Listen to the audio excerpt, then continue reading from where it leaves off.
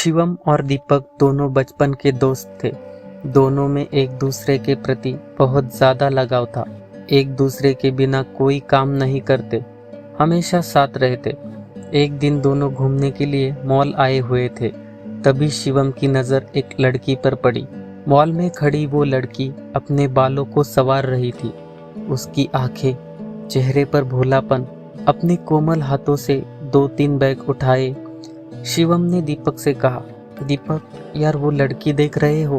उसको देख के मेरे दिल का दरवाज़ा खुल गया यार। उसकी पहली ही झलक ने मेरा दिल लूट लिया। दीपक बोला, अच्छा जनाब, तो आपका इश्क का रोग हो गया? हाँ यार दीपक तो चलो जाओ और उसकी मदद करो। क्या? मैं उसकी क्या मदद करूँ?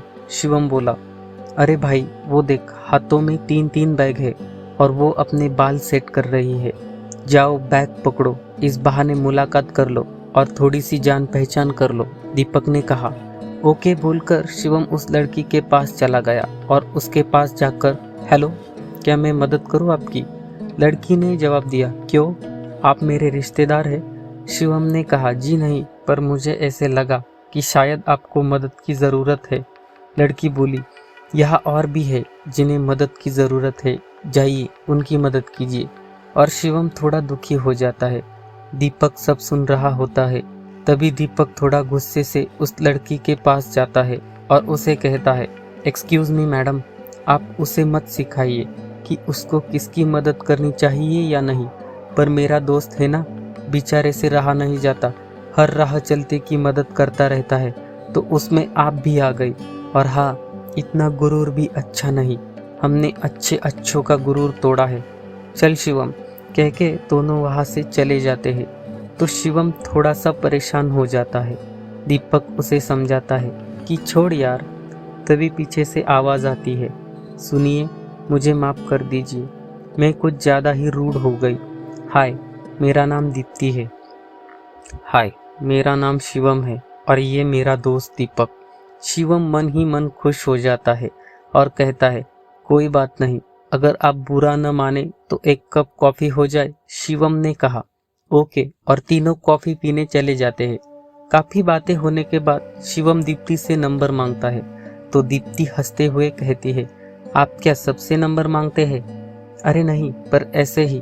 दीप्ति शिवम को नंबर दे देती है और अब हर रोज़ दीप्ति और शिवम की बातचीत होती है और शिवम दीप्ति को प्रपोज करता है।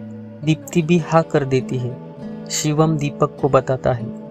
दीपक भी शिवम के लिए खुश होता है, लेकिन दीप्ति की वजह से शिवम और दीपक में काफ़ी दूरियां आ जाती है। लेकिन कभी भी दीपक ने शिवम से कुछ नहीं कहा। काफ़ी दिन हुए थे शिवम और दीपक को मिले हुए। दीपक काम से कहीं जा रहा था कि शिवम का कॉल आता है। तो शिवम और दीपक की बातचीत हो रही थी कि सामने से अचानक दीप्ति आ जाती है। तो दीपक को देखकर दीप्ति कहती है, ओह तुम, उस दिन तो बड़े ताने मार रहे थे, मेरा दोस्त ऐसा वैसा, मेरी ज़िंदगी में आते ही तू तो उसकी ज़िंदगी से पूरा आउट ही हो गया। और देखना, कुछ दिनों में शिवम की ज़िंदगी में मैं तेरी अहमियत ज़ीरो कर दूंगी। इतना कहकर दीप्ति वहाँ से चली जाती है। कॉल पर शिवम सब सुन रहा होता है। तभी दीपक को याद आता है कि शिवम कॉल पर था। वो हेलो हेलो कहता है, लेकिन कॉल कट हो चुका था कि सामने उसे शिवम दिखाई देता है। क्या कह रही थी दीप्ति? शिवम ने पूछा। अरे कुछ नहीं शिवम, वो तो मजाक कर रही थी, छोड़ना, दीपक ने कहा। चल बैठ शिवम, दीपक से कहा। अरे कहाँ जाना है यार शिवम? शिवम दीपक को गाड़ी पर बैठाकर सीधा दीप्ति के घर जाता है। दीप्ति दोनों को एक साथ देखकर सोच में पड़ जाती है। तो दीप्ति दीपक को देखकर, अरे दीपक तुम कैसे हो? दीप्ति ने पूछा। तभी शिवम गुस्से से दीप्ति को कहता है, ये नाटक बंद कर दीप्ति, तुमने जो भी कुछ कहा मैंने सब सुन लिया है। और क्या कह रही थी तुम? दीपक की अहमियत ज़ीरो कर दूंगी। दीपक मेरा सिर्फ दोस्त ही नहीं बल्कि भाई है मेरा। आज से तेरी अहमियत ज़ीरो हो गई मेरी ज़िंदगी में। चल दीपक। दीप्ति शिवम के पैरों पर गिर जाती है और शिवम से माफ़ी मांगती है, लेकिन शिवम कुछ नहीं सुनता और जाने लगता है। पर दीपक उसे रोक लेता है और बोलता है, माफ़ कर दे यार शिवम दीप्ति को, उससे ज्यादा प्यार कोई नहीं कर सकता। दीप्ति को अपनी गलती का एहसास हो जाता है और दीप्ति दीपक से माफी मांगती है।